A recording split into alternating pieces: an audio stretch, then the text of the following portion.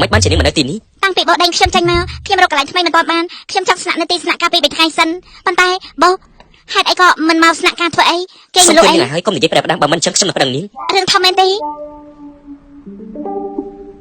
អើដឹងហើយមកធ្វើការមុនពេលវេលាបើអញ្ចឹងព្រឹកថ្ងៃនេះខ្ញុំជួបច្បាយមុនពេលចេញទៅមិនបានមកធ្វើការមែនទេគិតថាមានយប់មួយសោះខ្ញុំបានឮភាសាចិនភាសាអង់គ្លេសពេលនោះខ្ញុំគិតថាខ្ញុំយល់សពតើពិតគឺជាច្បាយមែនទេខ្ញុំគិតថាលើโลกនេះគ្មានអ្នកណាអច្ឆរិយៈដល់ថ្នាក់ច្បាយក៏ត្រូវធ្វើការតតែខ្ញុំជាអច្ឆរិយៈត្រូវប្រើពេលវេលាធ្វើការ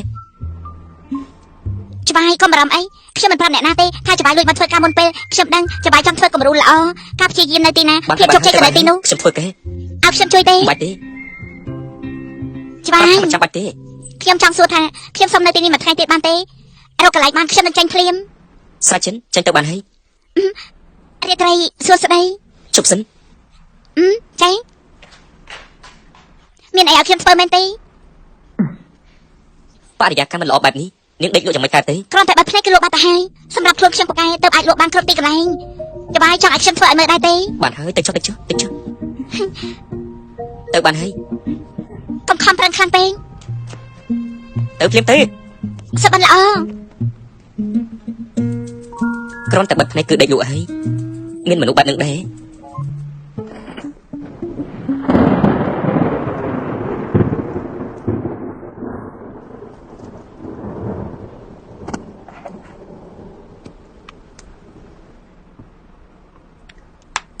ហើយដំណាក់ទឹកភ្លៀងធ្វើយ៉ាងរឹងមាំភ្ញាក់ឡើង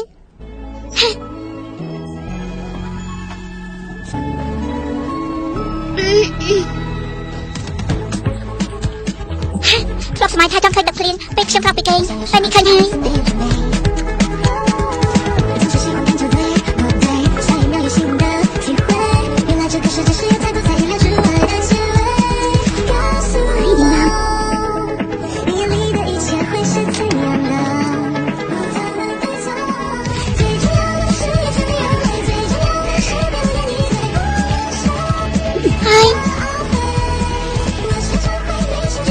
ជួយមែនមេត្រាទី77បើភាគីទាំងសងខាងព្រមលែងលះគ្នាពួកគេត្រូវចុះកិច្ចសន្យាលែងលះគ្នាហើយដាក់ពាក្យបណ្ដឹងលែងលះដោយខ្លួនឯងនៅទីស្នាក់ការលែងលះគ្នាមេត្រាទី77ភាគីទាំងសងខាងព្រមព្រៀងលែងលះគ្នាពួកគេត្រូវចុះកិច្ចសន្យាធ្វើអី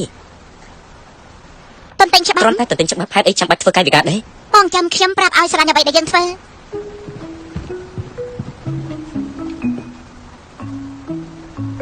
មកការិយាល័យទាំងព្រឹកឲ្យមើលទៅមិនអស់កម្លាំងសោះមនុស្សប្រកែកដល់ថ្នាក់នេះតាំងតែនឹងខ្លួនអញខ្លាំងណាស់អញ្ចឹងគេចិត្តអាក្រក់ជាមួយខ្ញុំក៏ຕົកថាល្មមយល់បាន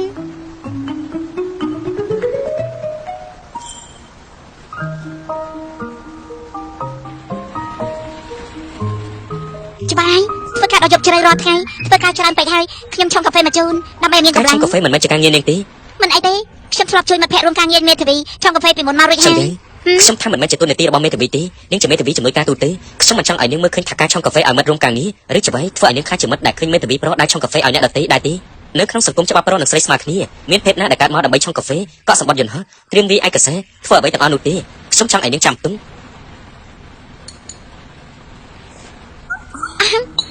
ច្បាយនិយាយត្រូវខ្ញុំមិនធ្វើរឿងអត់ប្រយោជន៍បែបនេះទៀតទេនាងប្រាប់មើលគិតថាមានការងារអីដែលមានប្រយោជន៍ច្បាយខ្ញុំសូមចូលរួមរឿងក្តីដែលយើងនិយាយគ្នាកាលពី2ថ្ងៃមុនបានទេខ្ញុំមិនត្រូវការភាគរយខ្ញុំគ្រាន់តែចង់បានឱកាសរៀនសូត្រពីវាច្បាយនឹងរួមការងារគឺគំនិតដែលខ្ញុំរួបរวมបានច្បាយសាក់មើលទៅ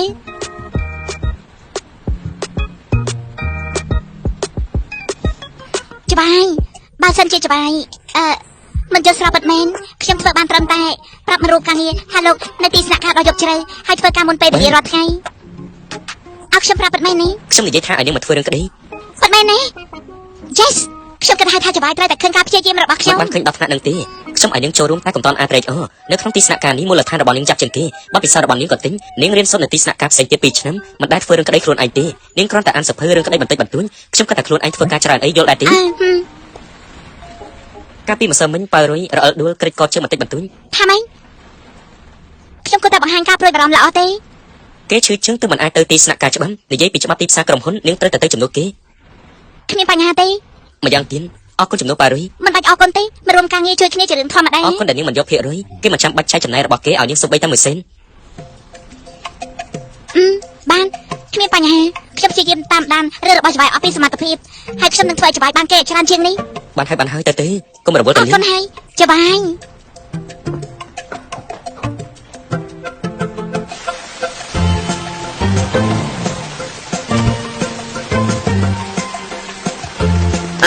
ជប់ឡានរបស់ខ្ញុំទេ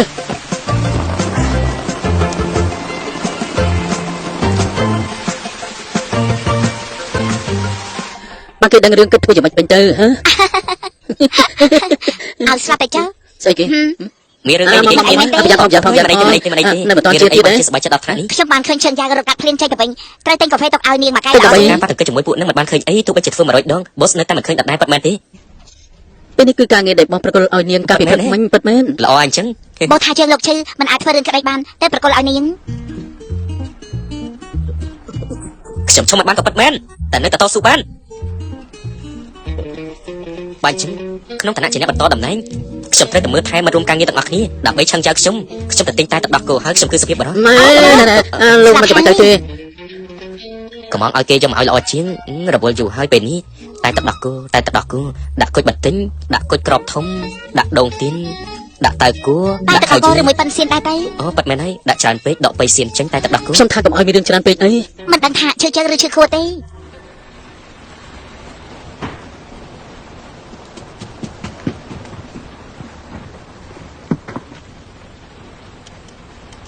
ដាច់ភ្លើងមែនទេ